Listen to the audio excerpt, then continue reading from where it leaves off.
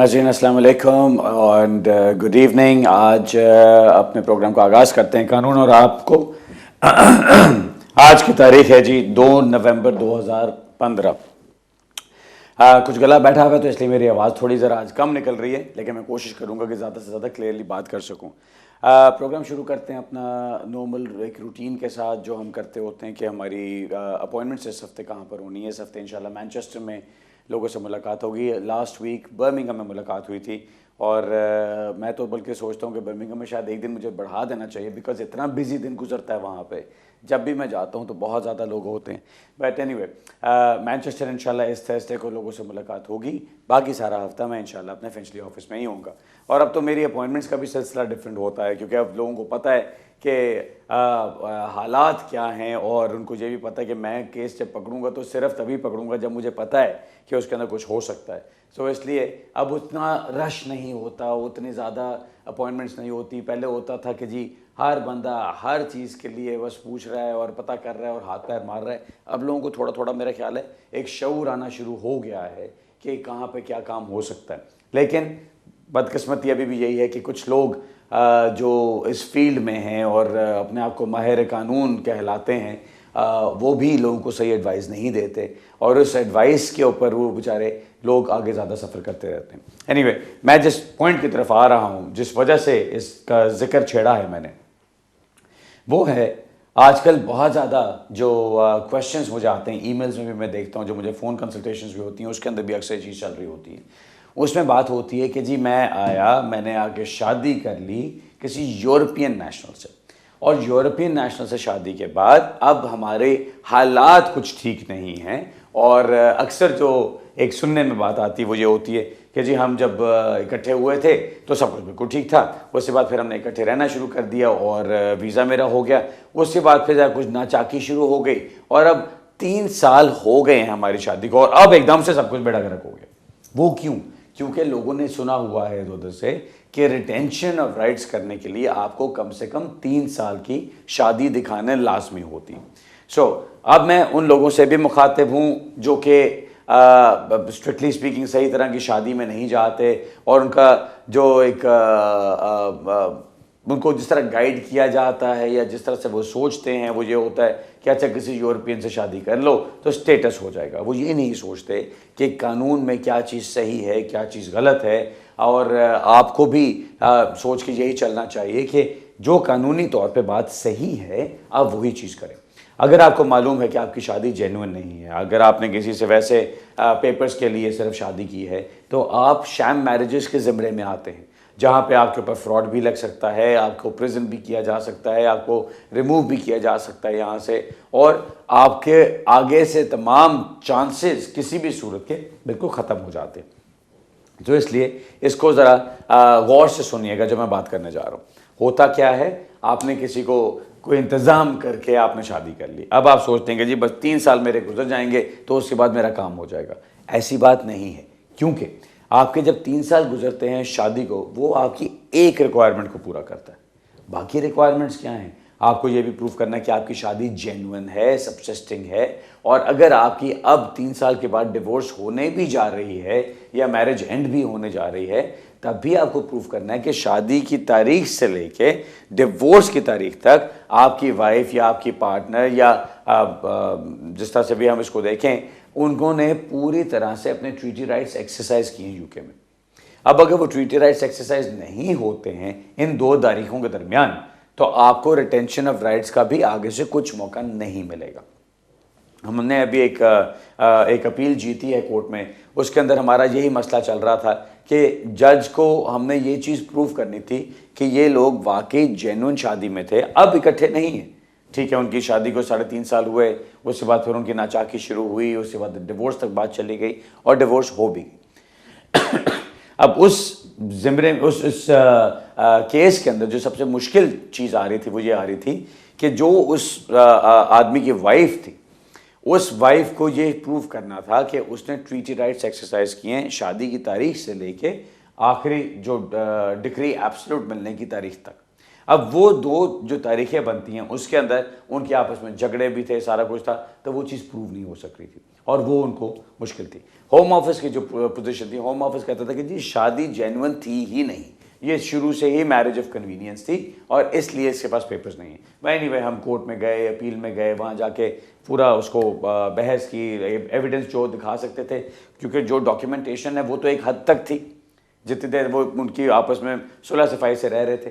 उसके बाद जब वो एक दूसरे की शक्ल देखने के आवाज़ार नहीं थे तो उसके बाद फिर प्रॉब्लम्स आई, क्योंकि उसके बाद तो लड़की ने नहीं देने अपने पेपर्स आपको, तो फिर क्या होता है, फिर उनको और तरीक़ों से प्रूव करना पड़ा कि नहीं ये बाकी जेन्युइनली काम कर रही थी, जेन्युइनली अपनी ट्रीटी राइट्स एक्सरसाइज कर रही थी। वो खैर एक अलग बात थी। जो मिसाल देने का मकसद था वो ये था कि दो तरह की चीज़ें होती हैं, एक ये कि आपको ये प्रूव करना है कि वो ट्रीटी राइट्स एक्सरसाइज हो रहे थे, और दूसरी तरफ ये कि वो शादी वाकई आपकी जेन्युइन थी, मैरिज ऑफ कन्वीनियंस नहीं थी।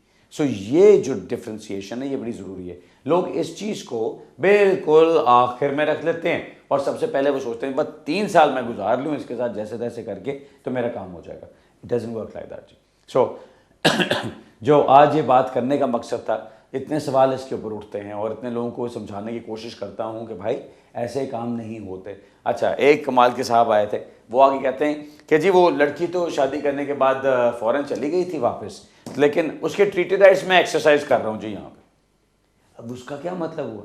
अब वो साहब को कॉन्सेप्ट ही नहीं है कि वो फ्रॉड कर रहे हैं, वो एक काम गलत कर रहे हैं जो कानूनी तौर पे उनको एक क्रिमिनल कन्विक्शन दिलवा सकता है। उनके दिमाग में ये था बस उसको मैं पेपर जमा करता आ रहा हूँ, वो पेपर मेरे पास जमा होते रहेंगे तो बस ठीक है, कल को जाके मैं पेपर जमा कराऊंगा और बात बन जाएगी। ऐसी बात नहीं होती, आपको सारी चीज़ें प्रूव करनी होती हैं। और अक्सर लोग इसी चीज़ में मार खाते हैं कि उनको कोई ना कोई लारा लगा देता है कि जी आपके हम इतने पैसे लेंगे, शादियाँ करा देंगे, शादी करा के आपको वीज़ा मिल जाएगा, फिर आप चलते रहेंगे, उसके बाद 5 साल के बाद जी परमानेंट रेजिडेंस हो जाएगी। और मैं तो अभी भी ये कहता हूँ कि मुझे अभी तक कोई ऐसा नहीं नज़र आया कि जो मैं कह सकूं कि हाँ इस बंदे ने वाकई को फ्रॉड करके शादी की थी और उसने पैसे दे दिला के काम किए थे और उसको स्टेटस भी मिला आखिर में, क्योंकि ऐसा होता नहीं है।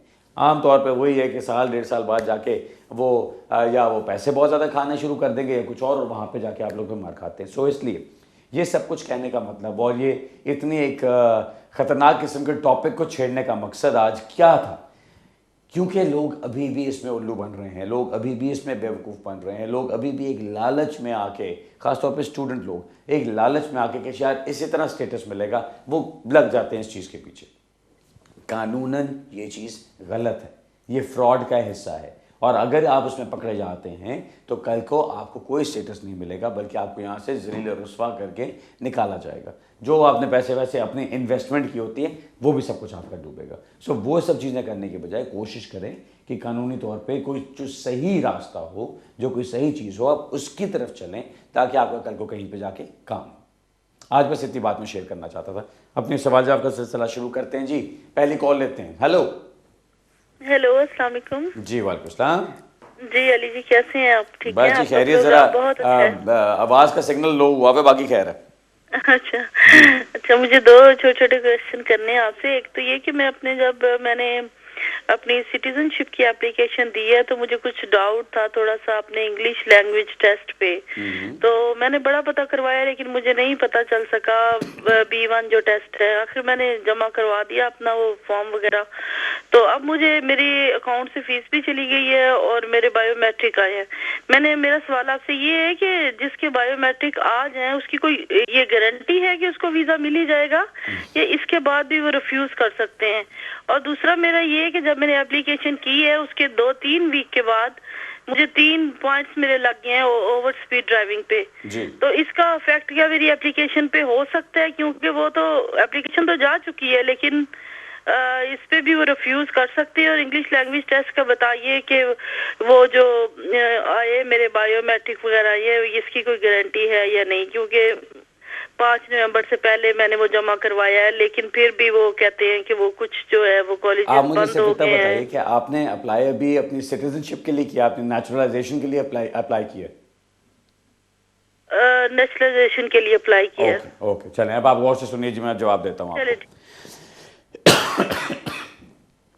बायोमेट्रिक्स आपकी एप्लीकेशन का एक हिस्सा है। जिस तरह आप एप्लीकेशन फॉर्म साइन करते हैं उसके ऊपर अपने डॉक्यूमेंट्स लगाते हैं साथ, जो आपके सपोर्टिंग डॉक्यूमेंट्स होते हैं, जिस तरह आप अपनी फ़ोटोग्राफ्स उसमें साथ लगाते हैं, जिस तरह आप उसकी फ़ीस पे करते हैं, उसी तरह बायोमेट्रिक्स आपकी एप्लीकेशन का एक हिस्सा है। उसका मतलब हरगिज़ ये नहीं होता कि अगर आपके बायोमेट्रिक्स हो गए तो आपकी एप्लीकेशन 100% सक्सेसफुल और गारंटीड होगी। एक तो मैं किसी दिन एक प्रोग्राम पूरा इस लफ्ज़ गारंटी के ऊपर करूँगा कि कानून के अंदर, ख़ासतौर पर इमिग्रेशन लॉ के अंदर, गारंटी लफ्ज़ इस्तेमाल नहीं किया जा सकता।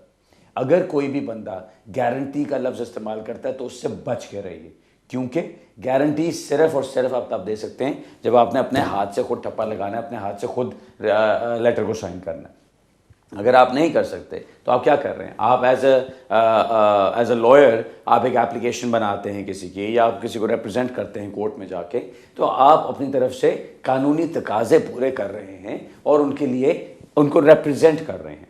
अब जो डिसीजन मेकर है उसने फैसला करना है। सो गारंटी का तो सवाल ही पैदा नहीं होता।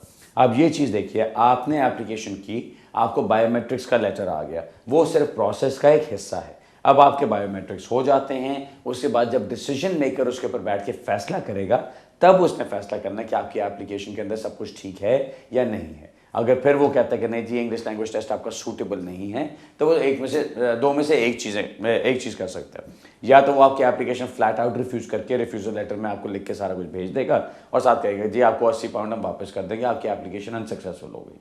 दूसरी सूरत में यह है कि गुजरा थोड़ा सा नीम ह्यूमन किस्म का, नीम इंसान किस्म का बंदा होगा, तो वो फिर ये करेगा कि वो आपको एक लेटर लिखेगा जिसमें वो आपसे कहेगा कि जी ये लेटर आपने जो अपना टेस्ट लगाया है ये अब सूटेबल नहीं है, आपको कोई नया टेस्ट लगाना है, मैं इतने दिन का आपको टाइम दे रहा हूँ, उसके अंदर आप हमें नया टेस्ट करके भेज दीजिए, जो कि कोई मुश्किल नहीं होना चाहिए। ठीक है जी, ये तो आपका एक सवाल हो गया। दूसरा आपने सवाल पूछा ड्राइविंग ऑफेंसेस के बारे में, कि आपने एप्लीकेशन की, उसके बाद आपका ड्राइविंग ऑफेंस हुआ, 3 पॉइंट्स आपको लग गए।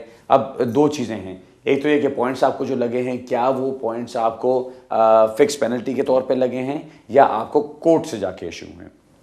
दोनों सूरतों में मेरा मशवरा आपको यही होगा कि आप एक नया लेटर लिख के उनको भिजवा दीजिए कि जी मेरे सर्कमस्टांसेस में एक चेंज आई है और वो चेंज ये है, लेकिन ये ड्राइविंग ऑफेंस ऐसा था जिसके अंदर मुझे 3 पॉइंट्स तो लग गए हैं, लेकिन फॉर एग्जांपल अगर कोर्ट से कन्विक्शन नहीं हुई है और सिर्फ आपको पेनल्टी पॉइंट्स लगे तो उसका कोई मसला नहीं होना चाहिए। तो आप वो उनको फ़ौरन इन्फॉर्म कर दीजिए, बिकॉज अगर जब आपकी एप्लीकेशन पर फैसला करने को बैठेगा और उस तक वो चेक करता है कि क्या आपकी एप्लीकेशन के अंदर इंफॉर्मेशन 100% एक्यूरेट है कि नहीं, उस वक्त जब वो चेक करेगा और पता चलता है कि आपके 3 पॉइंट्स लगे हुए हैं जो कि आपने डिस्क्लोज नहीं किए, जिनका आपने कहीं पर जिक्र नहीं किया और अगर करने की ज़रूरत बनती थी तो आपने वो नहीं किया, तो फिर आपके ऊपर ये चीज़ लगाई जा सकती है कि आपने जानते बूझते हुए एक इन्फॉर्मेशन हमें नहीं दी। आपका जवाब आगे से ये है कि जी मैंने जब एप्लीकेशन की थी उससे तो मेरे पॉइंट्स लगे ही नहीं थे, लेकिन अब आपने ये भी समझना है कि आपकी एप्लीकेशन के अंदर, आपके डिक्लेरेशन में ये चीज़ लिखी होती है कि अगर आपके केस के अंदर, आपके लाइफ के अंदर कोई मटीरियल चेंज ऑफ सर्कमस्टांसेस होगा तो आप उनको इन्फॉर्म करेंगे फ़ौरन। सो अगर कोई ऐसी चीज़ होती है, कोई चीज़ बदलती है, तो उसका आपको उनको फ़ौरन इन्फॉर्मेशन देनी चाहिए। खुद एक चीज़ को आप पकड़ के अपने तरीके से उसको प्रेजेंट करें तो वो बहुत बेहतर होता है, बजाय इसके कि आप आंखें बंद करके बैठे हों कि अच्छा शायद किसी को पता न चले, शायद पता न चले और आप पकड़े जाएं, तो फिर आपके पास कोई जवाब नहीं रहता अपने आप को बचाने का। इसलिए बहुत बेहतर है कि आप खुद अपना चेंज ऑफ सर्कमस्टांस बताइए, उनको बताएं कि जी मेरे पॉइंट्स लगे हैं, आई थिंक कि मुझे आपको ये बताना चाहिए। अब इसकी कोई वैल्यू है या नहीं है वो आपने डिसाइड करना है, लेकिन मेरा गुड कैरेक्टर ये कहता है कि अगर मुझे सिर्फ 3 पॉइंट सिर्फ पेनल्टी के पॉइंट्स भी लगें तब भी मैं आपको इन्फॉर्म कर दूं। उसमें फिर कोई आपके खिलाफ कुछ ये नहीं कह सकता कि जी आपका कैरेक्टर ठीक नहीं है, आपको गुड कैरेक्टर रिक्वायरमेंट सेटिस्फाई आप नहीं कर सकती। सो इसलिए मेरा ख्याल है कि आप उनको इन्फॉर्म कर दीजिए। दिस वुड बी, शायद इसको as a change of circumstances count करें। ऑलराइट जी, बेस्ट ऑफ लक। अगला सवाल लेते हैं जी। हेलो जी, अस्सलाम वालेकुम। वालेकुम अस्सलाम जी। जी अली भाई, मैंने ये कुछ सवाल पूछने थे जी। एक तो ये था कि इंडेफिनिट के स्टे के लिए इंग्लिश का कोर्स करना ज़रूरी है अगर किसी ने डिग्री की हो यहाँ से मास्टर्स की जी। और लाइफ इन द यूके करना ये ज़रूरी है। अच्छा। ये दोनों कोर्सेज। और दूसरा ये था कि अगर मेरा कोई डिपेंडेंट है, वो अभी मेरा वीज़ा जो है एंटरप्रेन्योर है, तो उस पर उन्होंने ज्वाइन किया हुआ, तो इंडेफिनिट के बाद उनको वो कौन से वीज़े पे स्विच होंगी।